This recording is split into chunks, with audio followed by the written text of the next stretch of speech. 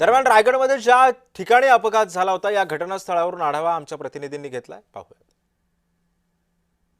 साताऱ्याहून कोकणात फिरण्यासाठी आलेल्या पर्यटकांच्या परतीचा प्रवास करत असताना आंबेनळी घाटात जे आहे त्यांच्या स्कॉर्पिओ गाडीला मोठा अपघात झालेला आहे आणि सध्याची ही दृश्य आपण पाहता या अपघातात 8 जणांचा मृत्यू झाल्याची प्राथमिक माहिती आहे आणि ही कार जी आहे ती तब्बल 1000 फूट खोल दरीत गेलेली आहे। आपण हे समोरचे जे दृश्य पाहिलं याच ठिकाणी ही कार आदळली होती आणि या ठिकाणी त्या कारचा आरसा देखील आहे आणि या ठिकाणी आदलून जी आहे ती कार सुमारे 1000 फूट दरीत कोसळलेली आहे आणि यामध्ये 8 जणांचा मृत्यू झालेला आहे। या ठिकाणी बचाव पथकाच्या विविध टीम दाखल झालेल्या आहेत।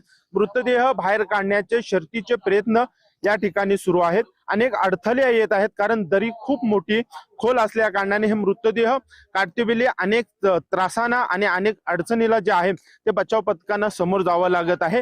याच परिसरात 2018 ला कृषी विद्यापीठाच्या बसला अपघात झाला होता आणि यामध्ये 33 जणांचा मृत्यू झाला होता आणि त्याच घटनेची पुनरावृत्ती पुन्हा एकदा या ठिकाणी होत आहे। आपण पाहिलात तर या ठिकाणी अनेक भागामध्ये जे आहेत प्रवास करताना संरक्षण कटडे नाही आहेत आणि हे संरक्षण कटडे तात्काळ या ठिकाणी बसवणे गरजेचे आहेत, बांधणे गरजेचे आहे जेणेकरून हे अपघात होणार नाही। अजेश नाडकर, जय महाराष्ट्र न्यूज, रायगड।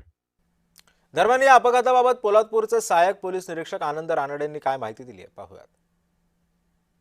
आंबेनळी घाटात आज एक भीषण अपघात झाला आणि या अपघातात 8 जणांचा मृत्यू झालेला आहे। अपघात कशा पद्धतीने झाला आणि नेमकं कारण काय हे आपण जाणून घेणार आहोत। सर, एकंदरीत या अपघातामागचं कारण काय आणि याच्यामध्ये किती जणांचा मृत्यू झाला? सदर अपघातामध्ये एकूण 8 युवकांचा मृत्यू झाल्याचं प्रथमदर्शनी निष्पन्न झालेलं आहे। 2 युवकांची डेड बॉडी आपण दरीतून 800 फूट दरीतून रिकव्हर केलेली आहे, PM साठी सरकारी दवाखान्यात पाठवलेली आहे। रविवारी पहाटे 5 ते 6 वाजताच्या दरम्यान हा अपघात झालेला असावा।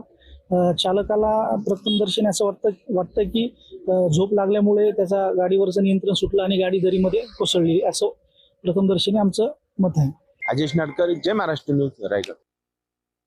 इथं स्टेशनपासून साधारणतः 500 ते 600 फुटावर खाली 2 बॉड्या होत्या, 2 मृतदेह होते आणि एक मृतदेह बाजूला पहिला रेस्क्यू केला तेव्हा मी खाली पोहोचलो आणि दुसरा जेव्हा काढला तेव्हा तो असा पलटी होता, म्हणजे तोंड खालच्या बाजूला होतं, मध्ये झाडं वगैरे जास्त आहेत त्याच्यामुळे त्याला काढायला थोडा प्रॉब्लेम होता कारण ते ओव्हर अँगल होतं, असं सपाटीवर होतं, उभं राहायला चान्स नव्हता।